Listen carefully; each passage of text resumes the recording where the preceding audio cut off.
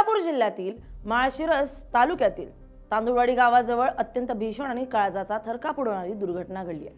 मसवड येथील सिद्धनाथ देवाचं दर्शन घेऊन परतणाऱ्या भाविकांची पिकअप गाडी रस्त्याच्या कडेला असलेल्या एका खोल विहिरीत कोसळली असून या पिकअप गाडीत 14 जण प्रवास करत होते।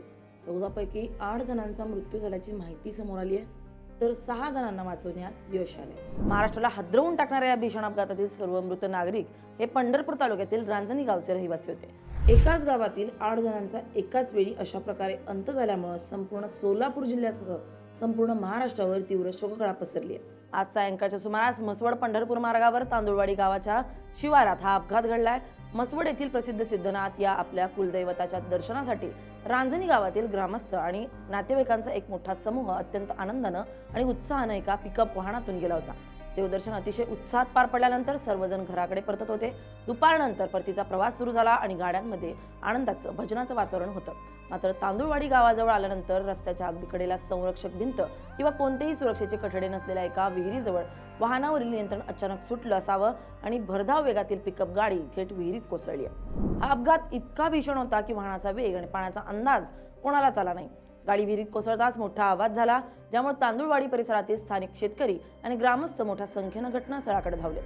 विहिरीमध्ये पिकअप गाडी पूर्णपणे बुडालेली पाहायला मिळत होती आणि आतून वाचवण्यासाठी आर्तहाका येत होत्या।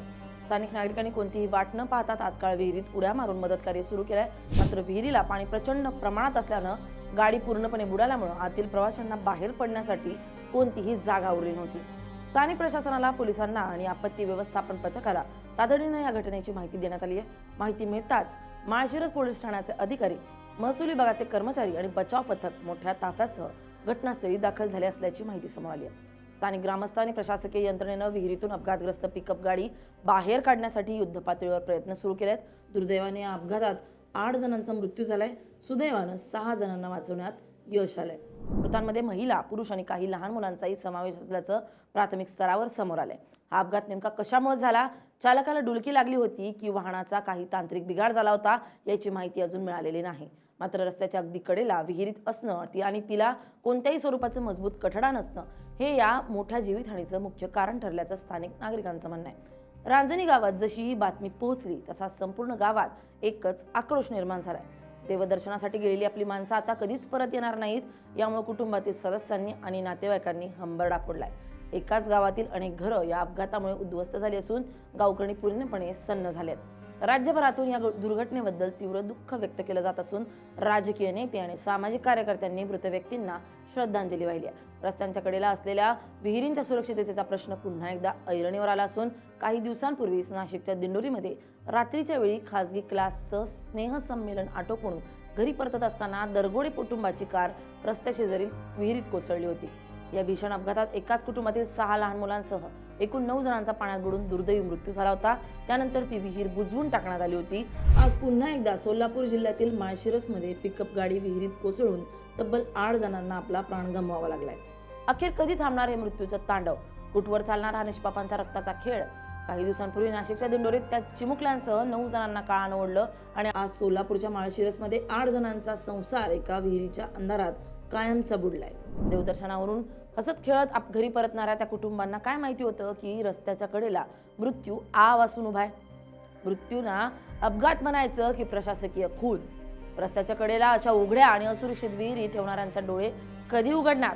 गाडी चालकाचं नियंत्रण सुटलं की चूक त्याची, पण रस्त्याच्या कडेला कोणतीही संरक्षण भिंत नसलेली, कोणतीही गतिरोधक किंवा फलक नसलेली ती विहीर तिथं मृत्यूचा सापळा बनून का उभी होती? या निष्पाप मृत्यूंना जबाबदार कोण? स्थानिक बांधकाम विभाग, स्थानिक प्रशासन की शेतमालक? एका रात्रीत संपूर्ण घर उद्ध्वस्त होतात। ज्या घरात कालपर्यंत लहान मुलांचे हसण्याचे आवाज येत होते, तिथं आज फक्त काळजाचा थरकाप उडवणारा आक्रोश ऐकू येतोय। त्या चिमुकल्यांच्या, त्या निष्पाप आईबापांचा काय गुन्हा होता? सुरक्षा ऑडिटच्या घोषणा कागदावरच राहतात आणि जमिनीवर मात्र उघड्या विहिरी लोकांचा घास घेत राहतात। आता तरी जागे व्हा। प्रत्येक अपघातानंतर फक्त हळहळ व्यक्त करून आणि मदतीची घोषणा करून प्रश्न सुटणार नाहीत। जोपर्यंत रस्त्याच्या कडेला असलेल्या प्रत्येक विहिरीला भक्कम कुंपण किंवा संरक्षक भिंत घातली जात नाही, तोपर्यंत ही शासकीय हत्याकांड थांबणार नाहीत। आज 9 लोक संपलेत, उद्या कोणाचा नंबर? ही व्यवस्था आणखी किती बळी घेणार हा सवाल आता उपस्थित होतोय। हा अपघात कसा झाला, कोण कोण यामध्ये मृत्यू पावलंय याची सविस्तर माहिती आम्ही तुमच्यापर्यंत पोहोचवत राहू। तोपर्यंत पाहत रहा LS मराठी।